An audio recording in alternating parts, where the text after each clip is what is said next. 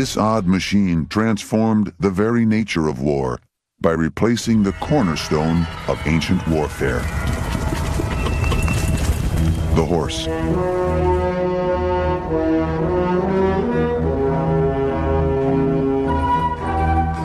For 4,000 years of recorded history, the horse was the primary vehicle that the Army used to carry equipment, transport troops. It was good off-road terrain vehicle. It was the fastest thing alive at that point for warfare. So it performed splendidly for 4,000 years. But horses required grooming, exercise, nourishment, and training. And like the soldiers they served, horses were often casualties of war. In World War I, a dark innovation in combat would revolutionize mobility. Mechanized warfare. The bloody battlegrounds of the Great War were the proving grounds for dozens of new machines. From the Ford Model T to the Mark I tank. When 19th century strategy confronted these 20th century weapons, the result was catastrophic. We deployed horse cavalry to Europe in World War I. The theory was that we would somehow, with infantry, punch a hole through the German defenses, and in comes the cavalry. They would go back and swing their sabers and do whatever this cavalry does when it gets in the enemy's rear. And it didn't work that way. Although primitive, these new machines often became effective replacements for the horse. The horse could not keep up with the motor vehicle. They would not tire, they would not acquire food. But the machines of the First World War had one fatal flaw. Trucks and tanks started taking over the personnel carrying, the munitions carrying, and now the only thing that the horse could do that all of this other equipment could not do was effectively go cross-country in the mud. By war's end, no military had solved this dilemma. But military strategists were convinced that a highly mobile vehicle would be instrumental to future victories. After the war, they all set out to invent the world's first mechanical horse. The U.S. military made several attempts to build such a machine in the 1920s and 1930s.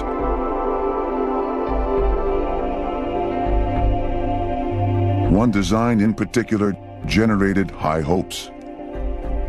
The snake in the grass vehicle was a very low-profile vehicle. It resembled in many ways like a kid's go-kart that two grown men could lay down on in a prone position, face forward.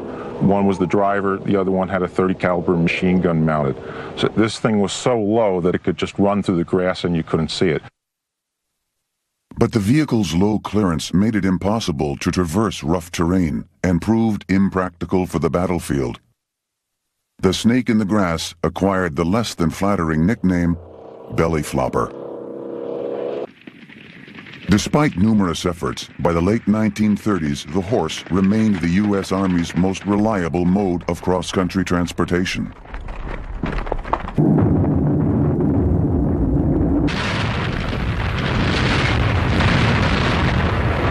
Time was about to run out. September 1st, 1939, the face of war is changed as the Nazi horses slash into Poland. By 1940, Adolf Hitler's forces had swept through Poland, Belgium, and France, conquering land faster than any army in history. Germany, defeated in World War I, understood the importance of mechanization. And by World War II, they perfected it. The Germans were really the only ones to seize on the singular opportunity that the tanks and armored forces represented. The Blitzkrieg, or lightning strike strategy, was the culmination of years of research and preparation, and built upon a highly mobile fleet of machines.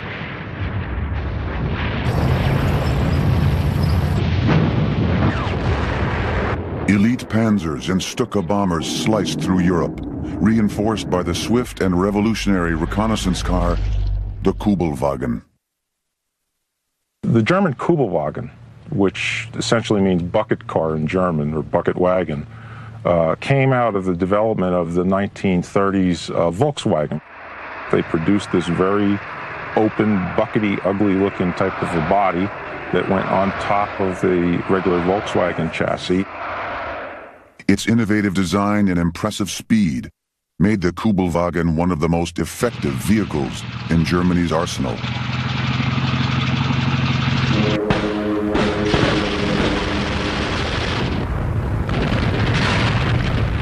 As Adolf Hitler's armored divisions took continental Europe by storm, the United States was forced to reckon with its own shortcomings in armored development, including a shocking deficiency of tanks, and still no replacement for the horse. All through the 1930s, the government was really working on this concept of replacing the horse. And because of the Blitzkrieg, it became very important that we put something into place to do that, because we just could not stand up against the German army on horseback like we were at the time. You're dealing with relatively ancient technology here, and with technology that we knew was pretty fragile on the battlefield, and we needed to do better. In the coming months, the U.S. Army desperately attempted to fill the gap in its arsenal. The solution would come from the unlikeliest of places: a private company with only 15 employees on the verge of bankruptcy.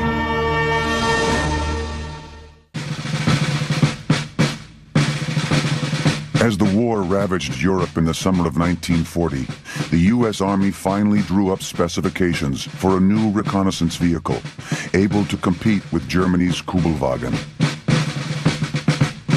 The list described a machine unlike anything ever built. The government was initially looking for a vehicle that didn't have any more than a 75-inch wheelbase and wasn't more than 36 inches tall.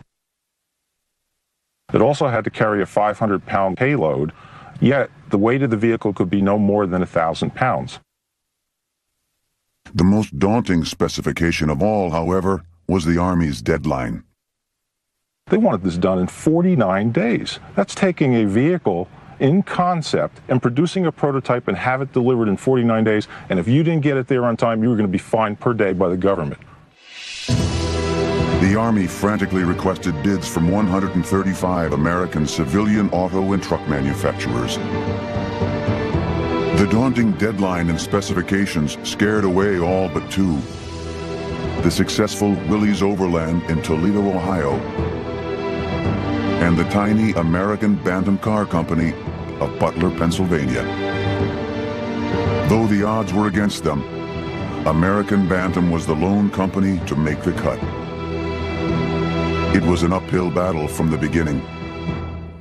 The president of American Bantam Company decided that he wanted to go after this bid. However, American Bantam Car Company in Butler, Pennsylvania only had approximately 15 employees at the time, none of which were engineers. Looking to fill the void, American Bantam courted Carl Probst, a talented engineer from Detroit. They approached Probst and said, "Carl, we've got 49 days, produce a vehicle from nothing, and we have no money." Well, Probst turned around, and his first several reactions were, "You guys are nuts." Lured by the challenge, Probst accepted Bantam's offer. On Wednesday, July 17, 1940, Probst and the head of the Bantam team, Harold Christ, set to work. The effort continued around the clock for the next 5 weeks. The only way I could describe what they were doing is I would call ruthless engineering. If they didn't have it on the shelf and they couldn't find it easily, they would send people out to forge and pick up whatever they had, bring it back into the shop and modify it. These guys were motivated and they were smart people. Fenders were fabricated by hand. Hoods were dragged from junkyards. Other vital components were cannibalized from older Bantam vehicles. So September 1st rolled around, and these guys are looking at each other with stuff all over the floor. The pieces aren't together, and they're just saying, "We aren't going to be able to do it. It's impossible." The deadline, 5 p.m., September 23, 1940. By the night of the 22nd, the team had accomplished all they could. They called their prototype the BRC, the Bantam Reconnaissance Car. Next morning, they mounted up. They drove it at 25 miles an hour in a totally untested vehicle just to break the engine in. With only half an hour to spare, the Bantam team delivered their new invention to Camp Holabird, the Army's testing ground in Maryland. No one had ever seen anything like it. Boy, look at that. You know, this is state-of-the-art technology. And the first thing they did was they hopped in and just kind of preliminarily drove around, and everybody was like all excited about it.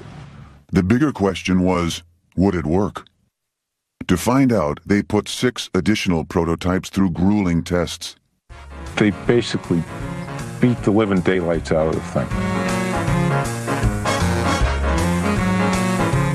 They just went into the woods, they went up and down hills, they loaded it up, they put people in it, they tried everything that they could think of to see what this thing could do, and they were just totally flabbergasted because it did so much more than they expected it to do.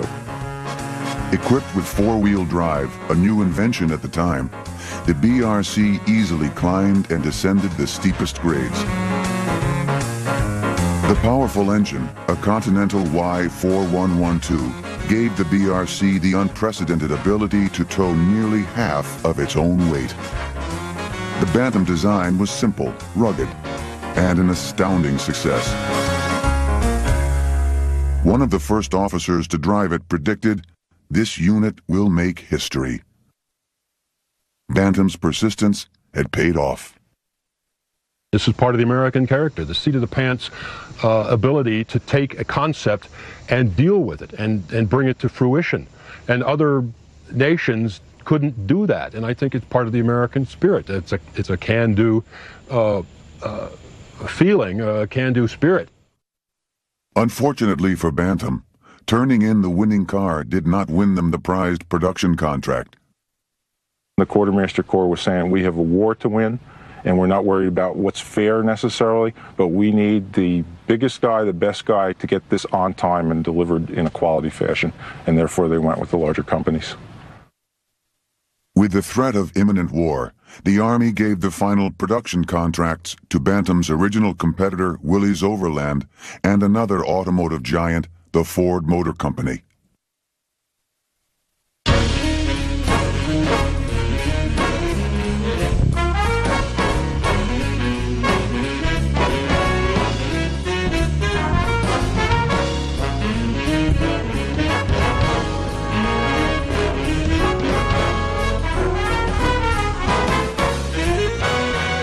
Bantam was awarded a smaller contract, manufacturing trailers to be pulled behind the vehicle they had designed.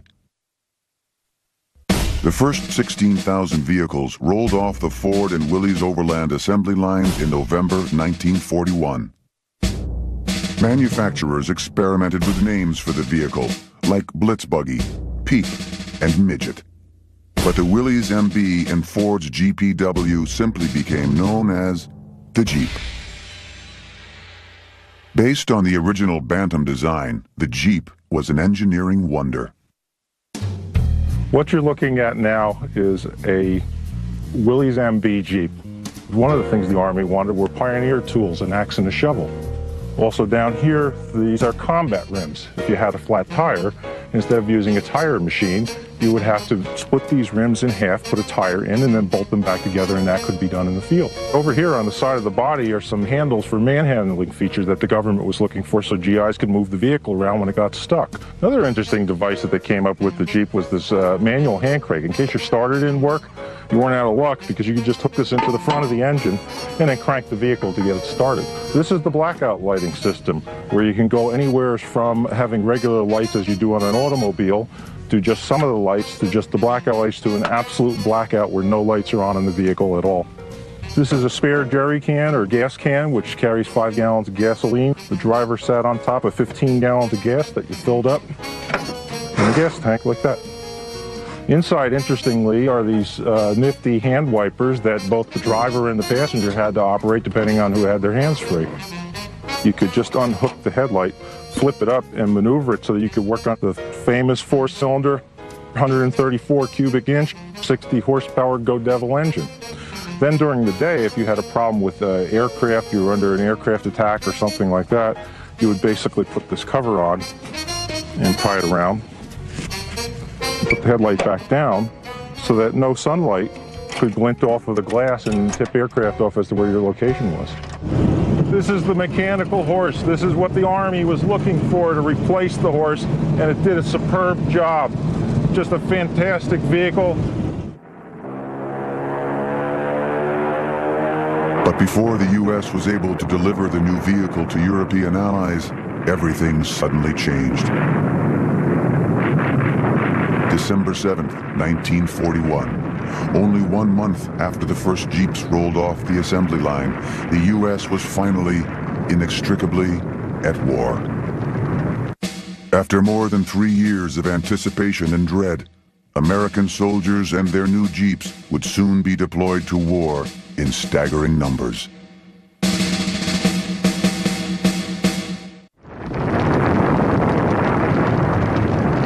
December 7th, 1941.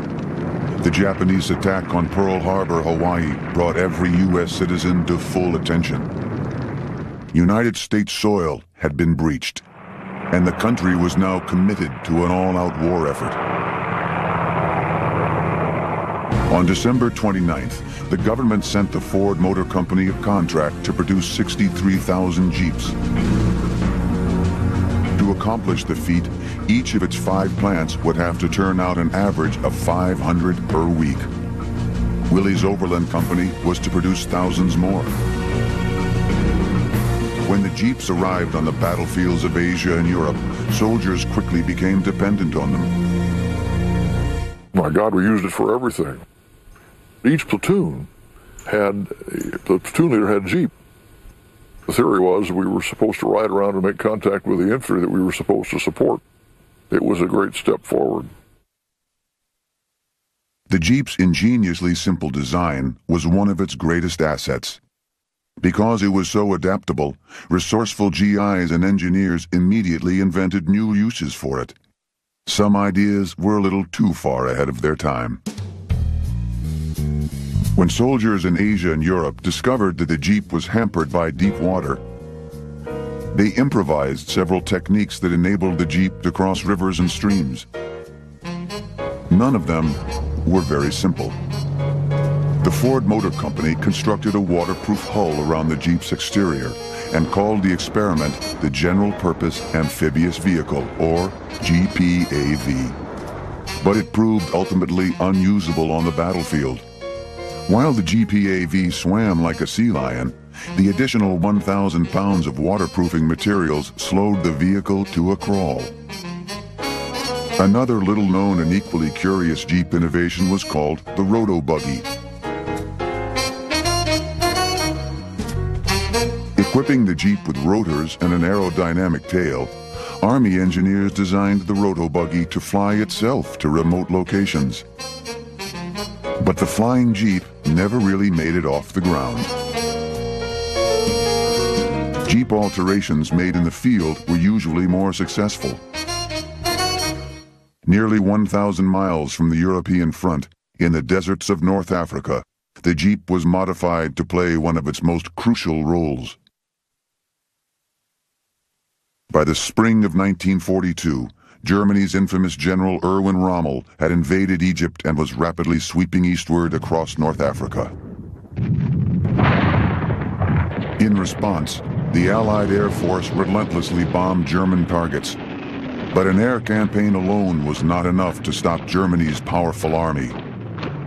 Their solution would become the stuff of legend, the SAS. Glamorized by the 1960s television series Rat Patrol, the SAS, or Special Air Services, was an elite division of the British Army that mounted swift, clandestine assaults on German targets in Africa.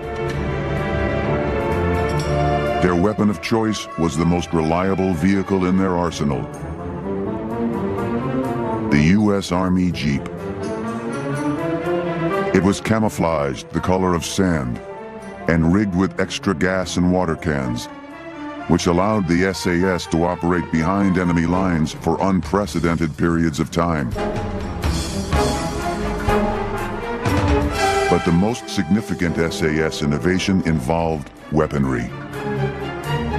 For the first time, the Jeep was used as an attack vehicle. Equipped with .50 caliber Brownings and twin Vickers machine guns, the SAS Jeeps had the deadly capability of firing thousands of rounds per minute. There's several stories of them coming into air bases and just running down the airfields and just blowing up every plane they could see in sight and run back out and come out with no casualties because they were so lightning quick and adept at desert warfare. The SAS's unrelenting raids eventually helped defeat the Germans on the African front. This enabled the Allies to advance, setting the stage for the invasion of Normandy, where the Jeep would once again play a crucial role. This is the day for which free people long have waited. This is D-Day. June 6, 1944. The Allies invaded Normandy, France, in an all-out attempt to defeat Germany. After 2 months of brutal fighting, the Allies gained a stronghold on the French and Belgian coast.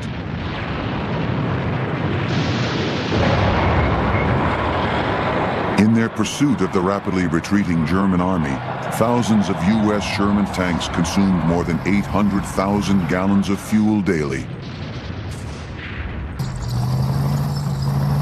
Supplying the rapidly moving armor proved nearly impossible because trains in the region had been destroyed. There was a great deal of gasoline and supplies in the Normandy area. There was more than enough to supply all the armies. Normandy was just bristling with depots of all types, gasoline by the thousands of gallons, but they couldn't get it to the front fast enough. Enter the Jeep. The Army initially outfitted Jeeps with locomotive wheels and used them to transport supplies via rail lines. When this failed to keep up with the demand, the Allied commanders devised an ingenious transportation line called the Red Ball Express. To red ball something was to FedEx it or to send it priority mail. When you said you wanted something red balled, you wanted to get it there as quickly as possible, and of course that was the term that the Army used. The Red Ball Express utilized nearly every Jeep and truck in the area. The Red Ball was established August 25th, 1944. It was seat of the pants, completely ad lib. They just started grabbing trucks, and within 36 hours, the first trucks were on the road. By the fourth day, some 6,000 trucks and Jeeps began a one-way convoy, looping from the Cherbourg Peninsula to Paris and back.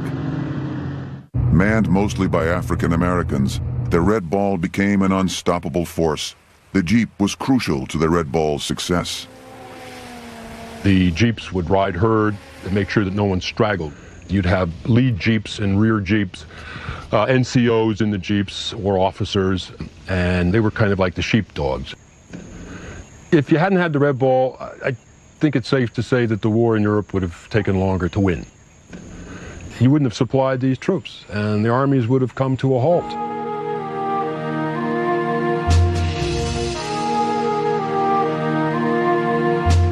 The Jeep had begun its service in World War II as a simple solution to a daunting problem, replacing the function of the horse.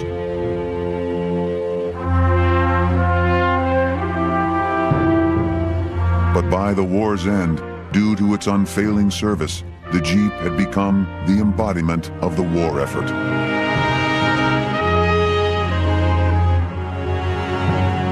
From Europe to Africa to Asia, the Allies' reliance on the Jeep to transport troops and supplies proved crucial in the defeat of the Axis powers.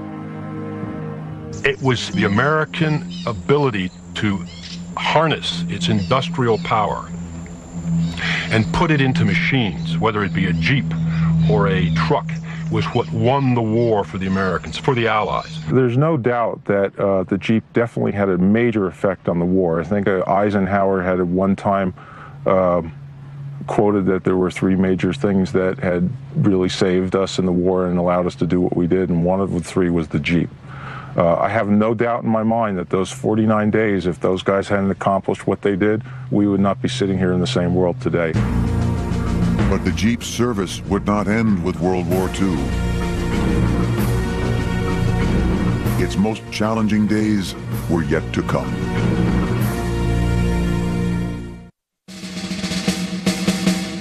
(1945). The war was over. The victors were home. And the Jeep began its life as a civilian. The Jeep became a very popular vehicle. There were articles written about it. It just became an overnight sensation and a legend. Every one of these GIs that came in as a young kid in the Army, 17, 18 years old, an entire generation said, look at this thing, I just love it, it's great. You know, they became so attached to them. It was almost as if they owned a horse and it was part of their equipment.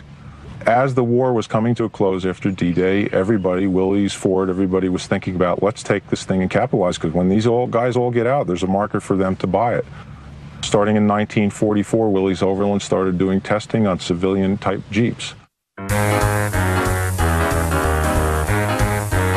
Willys Overland, one of the Jeep's original manufacturers, created the convertible Jeepster and the wagon, billed as the ultimate family vehicles. Even the U.S. Postal Service was eager to buy the Jeep. Between 1944 and 1947, Willys Overland's sales skyrocketed from $4 million to $138 million. It was the birthplace of today's recreational market, of the SUVs that you see running around. Before the concept of the Jeep, there was no such thing in that size of a vehicle or anything close to that size.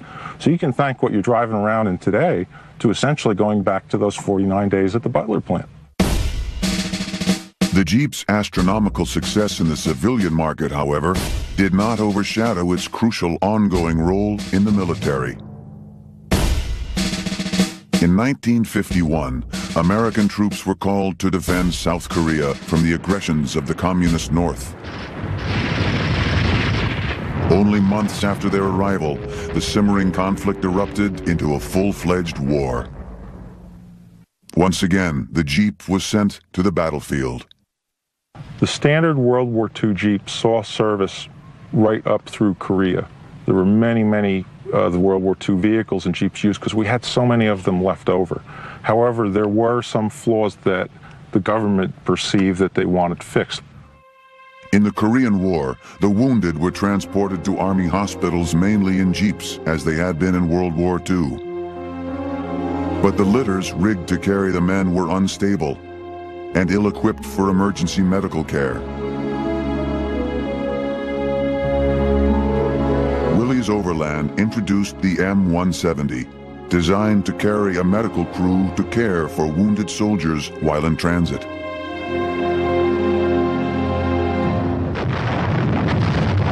During the Korean War, Army payloads dramatically increased in both size and weight. It was getting tougher for the little Jeep to keep up. To keep pace with these changes in military technology, the M38 model Jeep was introduced in 1950. The M38 itself almost looks like a World War II Jeep. It has flat hood and flat fenders. It has a waterproof fording system in it, different things that were added to it. Its most important improvement, a 6-cylinder Hurricane engine, enabled the M38 to carry larger payloads. But these modifications presented new problems. It had a little bigger engine in it. It had a higher center of gravity, and it turned over more easily. I can remember a famous maneuver in the wintertime in Germany when the roads were frozen, and I wrecked 7. My driver and I wrecked 7 of those vehicles, not because he was not a good driver or I not a good rider, but it was just that the thing was terribly unstable. A decade later, in the midst of the Vietnam War, the Ford Motor Company introduced the M151, hoping to eliminate the weaknesses of the M38. With the M151 Jeep, they were trying to have that vehicle replace several of the earlier models or versions of the Jeep and do it all. Or they wanted it to become a reconnaissance vehicle. They wanted to add kits, become an ambulance. They wanted it to be a do-all vehicle, almost in a modular format. The most notable modification of the M151 was in its suspension. The M151 series vehicles incorporated an independent suspension, which was relatively revolutionary for the time. The difference between a regular suspension as used on the early Jeeps, which had solid axles, and the independent suspension on the M151s is that this independent suspension allowed all four wheels to be on the ground over any type of terrain, therefore increasing traction. Instead of alleviating the Jeep's hazardous rollovers, however, the M151's newly designed suspension only compounded the problem. If the vehicle ever lifts up off the ground because of this independent suspension, what happens with each one of the wheels is they tuck in like this. So when they hit the ground, those wheels can collapse and the vehicle can roll over. Where with a solid axle Jeep, if you come off the ground, they're stuck to a solid axle, so they come right back down in the same width tread. Here in slow motion is an M151A1 being driven over a ramp at 15 miles per hour.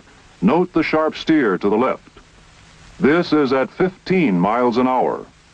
So as a result, the M151 series had a tremendous number of accidents and fatalities with GIs and even some civilian owners because of the fact that if they drove it improperly and it came up off the ground, they would roll and kill themselves. Modifications such as the addition of a roll bar failed to solve the problem.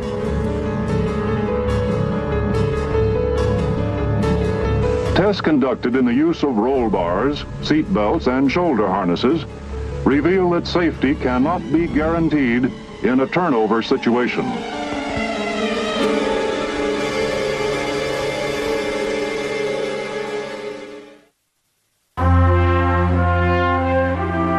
By the end of the Vietnam War in 1973, the U.S. Army Jeep had been in service for over 30 years. Militaries from South America to Southeast Asia had found it indispensable. And despite the numerous modifications, all Jeeps remained virtually identical to the dimensions and weight of the original Bantam prototype of 1941. But in the 1980s, the heyday of the Jeep would come to a close. Advancements in military weaponry and tactics would bring new demands upon battlefield vehicles and give way to a new breed of military transportation.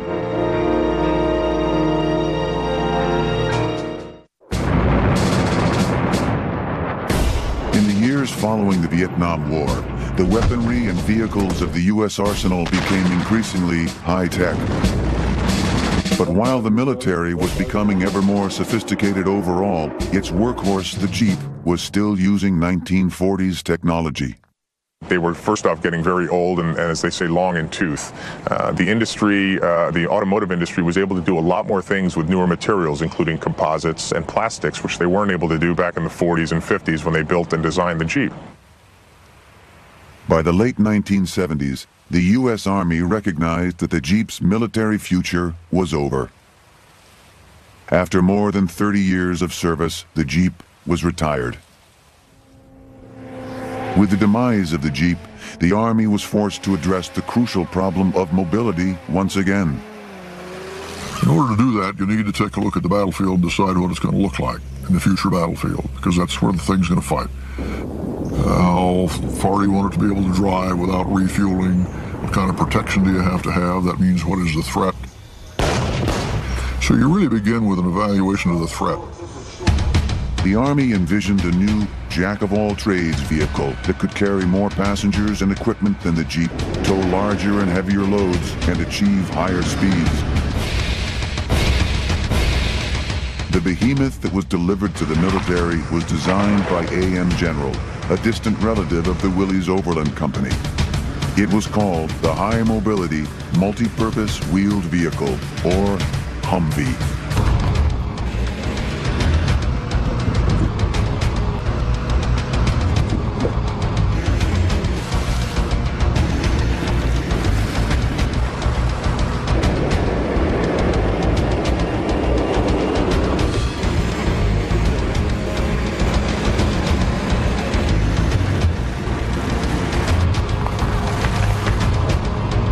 was 2 feet wider and more than 3 feet longer than any Jeep. Despite its massive size, it was designed to meet crucial Army specifications. Most of the wars we've fought in the past century have occurred in the European theater. 144 inches is the maximum width allowable in European tunnels for trains. That's as far wide as you can get. So no vehicle made for the United States military is wider than that. The Humvee sat twice as high off the ground as the Jeep and could easily clear obstacles that would stop any other vehicle in its tracks. Up here is where the clearance numbers are measured, and that's 16 inches from the ground. The standard off-wheel vehicle today, Fords, Chevys, and so forth, are anywhere from 7 to 8 inches in clearance. So this is double. And obviously the wider stance or the wider vehicle also allows better balance in very high angle terrain. Powered by a V8 diesel engine with a 25-gallon fuel capacity, the Humvee had more than double the horsepower of the most sophisticated Jeep. It even had the remarkable ability to drive underwater. It was designed not to float. It is specifically designed to sink immediately. And it's done for a reason. They don't want you to lose the tread on the ground. So as you hit water, most vehicles will float for a while before they go down and then start to be able to drive. This vehicle can go through any level of water, any level of lake, any level of anything, as long as water does not get in through the air filter for your diesel. They put this at the high point of the vehicle. Now in the military, they also have a periscope. So they're able to raise this up, and they also raise up the mufflers. This will go into a lake or a pond non-stop and just continue along the bottom, literally, until you run out of gas or breath. The Humvee also performs other tricks that enable it to overcome the most difficult terrain. From the cab, on the move at any time, you can inflate and deflate the tire pressure for anywhere from 0 to 50 pounds per square inch. And what that really does is expand the tire pattern or tread, the footprint, and allows you much more contact with the road for less slippage. The Humvee was subjected to months of brutal Army testing. But its toughest challenge was yet to come. In 1990, the Humvee was dispatched on its first call to duty, the Persian Gulf War. When a massive 3-week air assault failed to dislodge Saddam Hussein from Kuwait, the U.S.-led coalition began a ground war led by a formidable array of mechanized fighting machines. Leading the modern cavalry charge into Kuwait was the Humvee. How do you feel about leading the charge in a Humvee? I think it's great. These vehicles went out there untested in a combat environment, untested in such large quantities. If this broke down and you couldn't get parts, you had a problem. So it was really, as they say, a lot of nail biting going on at that point when these were deployed. On the first night of the attack, there was a Marine Corps group that was out front that was guarding a forward supply area with fuel and so forth. And the Iraqis had an attack going, and there was fog and so forth. And the only equipment they had besides their personal weapons, their M16s, were Humvees with a couple M60 machine guns on top. And they used these to repel the attack long enough until the Air Force could come and use fighter aircraft and bombers to knock back the Iraqi attack. So these vehicles held it off to keep that resupply depot available for helicopters and other vehicles that came through. In the unforgiving Arabian desert, over 20,000 Humvees exceeded the Army's highest expectations. It's a statement by an Iraqi brigade commander who said something to this effect, that the United States Air Force bombed us for 3 weeks, and we lost a few tanks and some people, and then along came the 2nd Cavalry, and we lost the whole brigade in an afternoon. On the battleground and behind the lines, the Humvee played many roles. From missile launcher to ambulance. The new vehicle even withstood unusual testing from the soldiers of Desert Storm. The game they used to play during the Gulf War was to see who could get the vehicle stuck in the bogs and the mud. They were never able to do it. They were that good. As the Jeep before it, the Humvee's performance and popularity on the battlefield aroused curiosity on the home front. The initial public reaction when this vehicle came out was more like they were laughing at it. Who would own this thing? This is ridiculous. But when Arnold Schwarzenegger expressed interest in purchasing a Humvee, the radical new vehicle caught on with the public. His civilian Humvee, or Hummer, was aptly nicknamed the Terminator. He actually went to the factory to see the whole assembly line, and the first civilian one that came off the line he bought. And as I understand it today, he has 5 of them.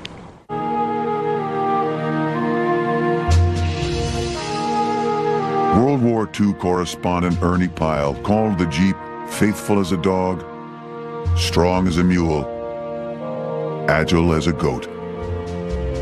When asked how the Allies won the war, Eisenhower, Patton, and Churchill all listed the Jeep among the most crucial factors. I think the spirit of the Jeep still lives in the concept and the idea of the Humvee. It's still the idea to provide a full-use vehicle for off-road capability. I miss the Jeep. It's still here in the form of the Wrangler, but I don't think it's gone either. It'll be back. From the horse to the Jeep to the Humvee, success in battle has always depended on mobility.